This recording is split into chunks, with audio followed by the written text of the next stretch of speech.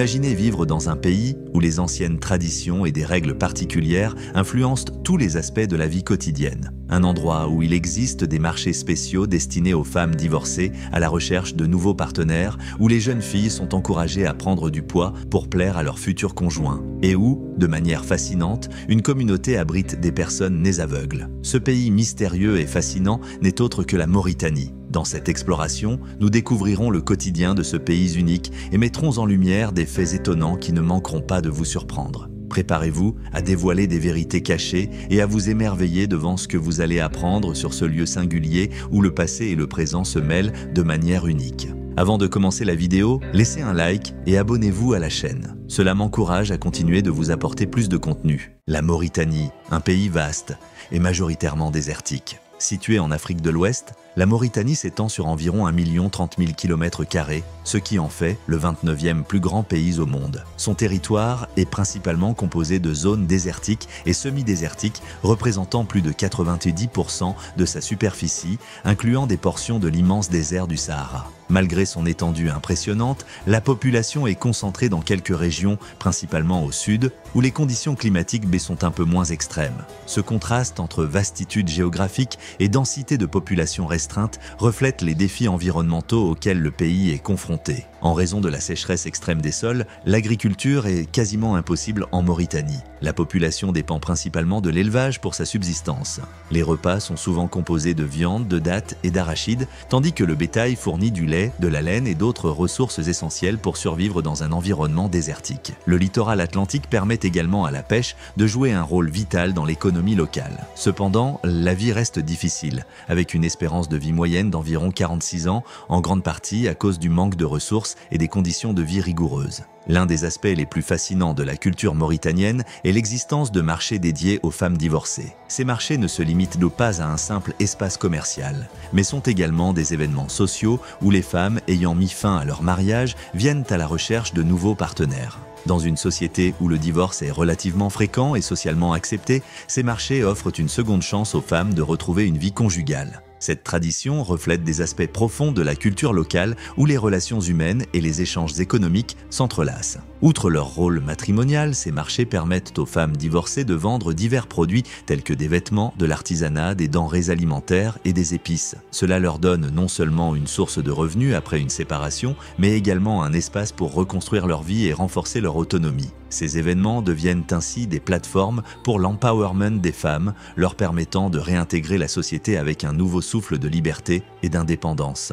De manière surprenante, les hommes célibataires en Mauritanie préfèrent souvent épouser des femmes divorcées, les considérant comme plus expérimentées et matures. Selon cette perspective culturelle, les femmes divorcées seraient mieux préparées aux défis de la vie conjugale et mieux équipées pour s'occuper de leur foyer. De plus, les dots demandées pour épouser une femme divorcée sont généralement moins élevées, rendant ces unions économiquement plus accessibles. Ces caractéristiques mettent en lumière comment les normes sociales et les réalités économiques façonnent les pratiques matrimoniales dans la région. Les défis liés à l'eau potable. Sur le plan sanitaire, il est crucial de noter que l'eau du robinet en Mauritanie n'est pas propre à la consommation. Que ce soit à domicile ou dans la rue, cette eau contient souvent des contaminants susceptibles de provoquer de graves maladies. Cependant, les Mauritaniens, habitués à ces conditions, l'utilisent quotidiennement pour leurs besoins. Dans un pays où l'accès à l'eau est extrêmement limité, notamment dans les zones désertiques, même une ressource de moindre qualité est perçue comme précieuse. Cela illustre les difficultés d'approvisionnement en eau dans cette région aride du monde. Toujounin est un village situé en Mauritanie connu pour une caractéristique rare et remarquable,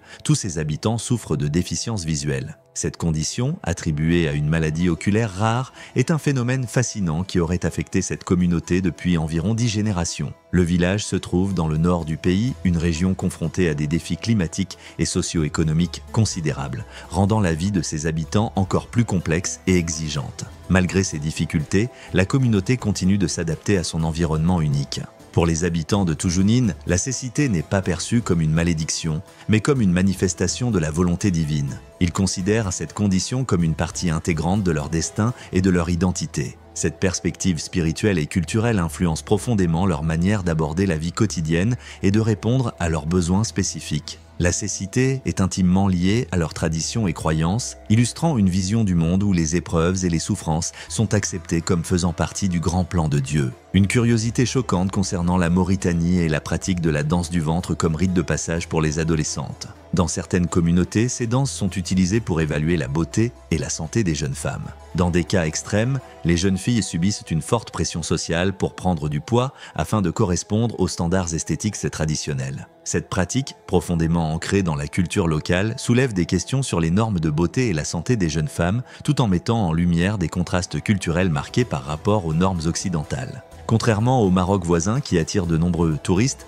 la Mauritanie reste largement méconnue des voyageurs et est souvent jugée peu sûre par les agences de voyage. Cependant, ceux qui choisissent de visiter le pays découvrent une population majoritairement jeune, avec 40% des habitants âgés de moins de 20 ans. La culture arabe, omniprésente en Mauritanie, se manifeste par des coutumes telles que manger avec la main droite et porter des vêtements modestes pour les femmes, couvrant bras et jambes. Les visiteurs sont invités à respecter ces traditions et à éviter des tenues provocantes. Nouakchott, la capitale mauritanienne, est une ville portuaire située à l'ouest du pays, sur l'océan Atlantique. C'est la ville la plus peuplée et la plus animée de Mauritanie grâce à l'industrie de la pêche. Vue d'en haut, Nouakchott semble relativement moderne comparée aux zones désertiques environnantes, bien que cela n'ait pas toujours été le cas. Initialement un petit village de pêcheurs, elle a été choisie comme capitale en 1958, peu avant l'indépendance de la Mauritanie vis-à-vis de la France. Depuis, elle a connu une croissance rapide, entraînant des défis majeurs en matière d'infrastructures et de services publics.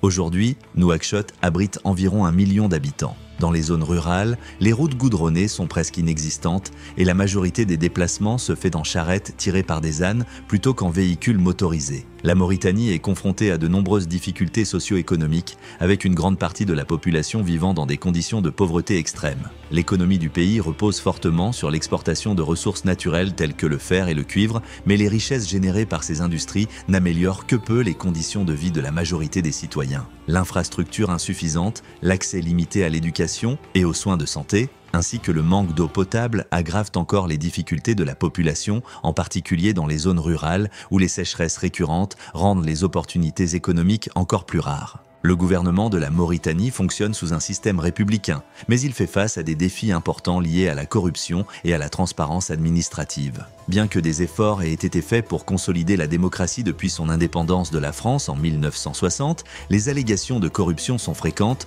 allant du détournement de fonds publics aux irrégularités dans les contrats gouvernementaux. Cette corruption systémique sape le développement économique et social, détournant des fonds qui pourraient être investis dans des domaines essentiels tels que la santé, l'éducation et les infrastructures. De plus, le manque de mécanismes de surveillance efficaces et la liberté de la presse limitée rendent difficile la responsabilisation des autorités, perpétuant la méfiance du public envers le système politique. Combattre la corruption est essentiel pour renforcer la gouvernance et promouvoir une distribution plus équitable des ressources dans le pays. Les vols et les cambriolages en Mauritanie reflètent les difficultés socio-économiques auxquelles le pays est confronté, en particulier dans les zones urbaines et périphériques. Dans des villes comme Nouakchott, la capitale, le chômage croissant et la pauvreté contribuent à la prévalence de ces crimes, allant des petits vols sur les marchés locaux au cambriolage plus organisé. Le manque d'une police efficace et les ressources limitées des forces de sécurité rendent difficile la prévention et la résolution de ces infractions,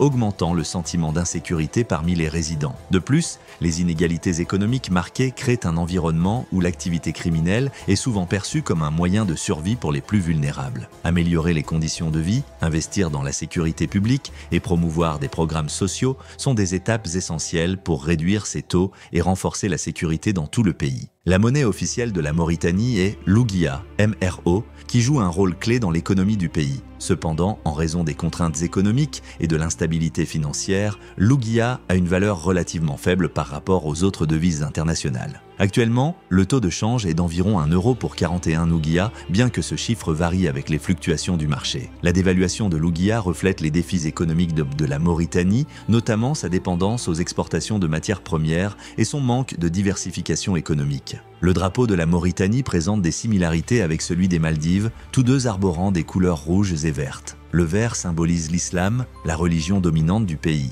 Les Mauritaniens se décrivent comme les seigneurs du désert. Une curiosité fascinante est la présence des trains les plus longs du monde qui traversent les vastes étendues désertiques pour transporter du fer, du cuivre et du poisson vers différentes régions du globe. Une grande partie des produits en fer que nous utilisons aujourd'hui proviennent probablement des mines mauritaniennes. En outre, des réserves de gaz estimées à 10 000 milliards de mètres cubes ont été découvertes récemment, avec une exploitation prévue d'ici 2025. Maintenant que nous avons exploré la Mauritanie ensemble, nous aimerions connaître votre avis. Quelle partie de cette histoire vous a le plus marqué? Partagez vos réflexions dans les commentaires, continuons cette conversation là-bas. Si vous avez aimé la vidéo et souhaitez nous soutenir pour créer plus de contenu comme celui-ci, n'oubliez pas de laisser un j'aime. Et bien sûr, si vous n'êtes pas encore abonné, inscrivez-vous dès maintenant et activez la cloche pour ne manquer aucune mise à jour. Un grand merci de nous avoir accompagnés jusqu'ici. Prenez soin de vous et à très bientôt dans notre prochaine vidéo. À bientôt.